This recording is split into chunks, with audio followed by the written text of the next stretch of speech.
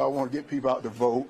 Right now, this is a good time for people to go out and vote, have their voices heard, and have their vote counted. We're leaving it all on the field, but I got a feeling that the people of Georgia are going to get this right, yes, and we're going to get this done one more time. Thanks, everybody.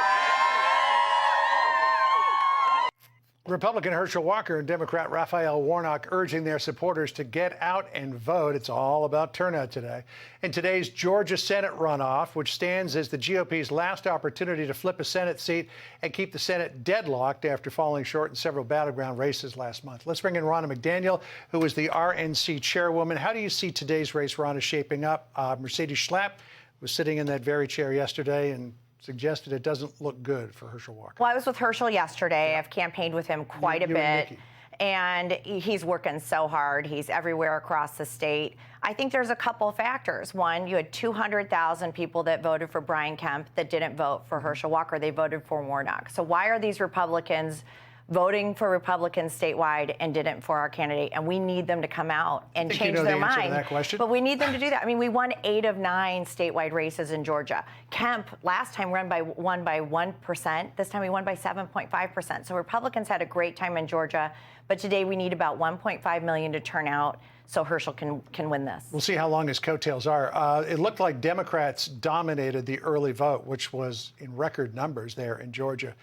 Can you get enough people out today to flip the equation? Yeah, and I'll say one of the things about Georgia with the early vote is the rural counties did not have enough centers open. They just didn't. And that's a funding issue. So Fulton County had 24 centers, but a lot of these rural areas did not have enough centers open. They didn't have the money. And so today, a lot of voters are going to vote in person because they couldn't during the 5-day early voting period. So we need them to turn out. So speaking of votes, in a letter this morning, RNC members apparently have 107 votes for you to be back as chairwoman. Unless something crazy happens, that means you've pretty much got a lock on it. But you are getting challenged by Lee Zeldin, who of course ran for governor in New York State, and Harmeet Dillon as well. Zeldin's going to announce tomorrow whether or not he'll challenge you, though it may appear moot at this point based on the letter. But here's what Bill Palatucci, an RNC delegate from New Jersey, said about your current chairmanship. And I'm sorry for having an uncomfortable conversation with you sitting right beside me, but he said, quote, "I'm tired of losing. The #1 job of the RNC chair is to win. We didn't do well in 2020. We didn't do well in 2022. You've got to fire the manager when the ball club doesn't win." What do you say to that? Yeah, I think that's an unfair assessment of what the RNC's done. I'm really proud of the fact that we did turn out 4 million more voters. If you look at the community centers, which is a change that I've instituted where we've been in Black and Hispanic and Asian communities, you look at candidates like Juan Ciscomani and Monica De La Cruz, change agents in our party, but investment early. You know, the RNC builds the road and the cars drive on it. That's the candidates. We don't pick the cars. The voters do. So but you need both to get to your destination. You need a really strong campaign and strong consultants. But I think the RNC has built an incredible road. We are getting the vote out. How do you explain 4 million more voters going out in this election? And we also did take back the House. So to your point, that you build the road, you don't pick the cars. Did you get the cars that you wanted in this? The voters chose the cars, and I know all the candidates, and I'm not going to candidate bash. This is about moving forward. But I will say this: the amount of ticket splitting we've seen in this election, where one candidate won statewide, New Hampshire, Wisconsin, Arizona, Georgia. Why did you vote for this Republican and not the other? Because in every single battleground state, a Republican won, and the RNC turned out the vote. But why did they vote for one and not the other? And that's the sweet spot. And Republicans not voting for Republicans is a key issue.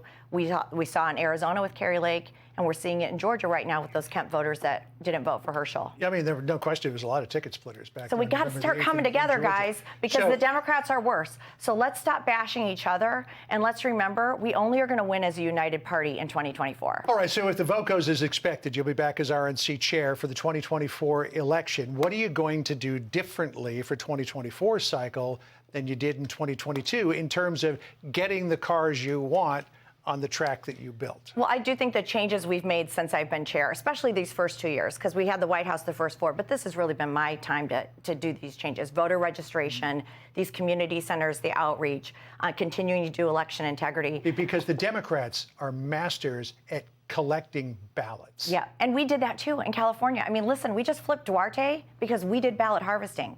Montana, we did ballot harvesting. There's a lot of miscommunication, and a big part of it is looking at and assessing.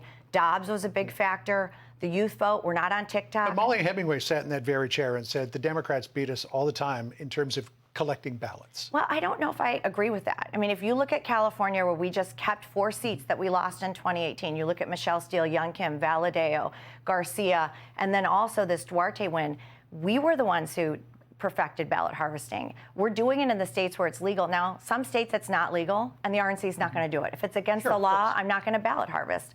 But what we do need is our voters need to vote early. I have said this over and over again.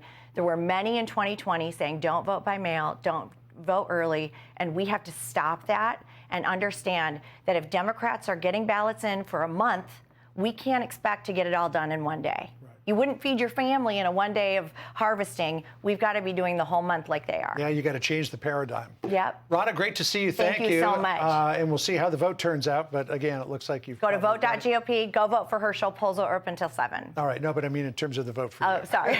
Okay, thanks. I'm thinking about Georgia. All right. We'll see how that turns out later you. on today. All right. Thanks, John. Good to see you. Thank you. Hi, everyone. I'm Brian Kilmeade. I want you to do me a favor. I want you to click to subscribe to the Fox News YouTube page. This is the only way that I know for sure that you're not going to miss any great commentary, any great news bites, any great interviews coming your way on Fox. You can get it all here on YouTube. So subscribe right now.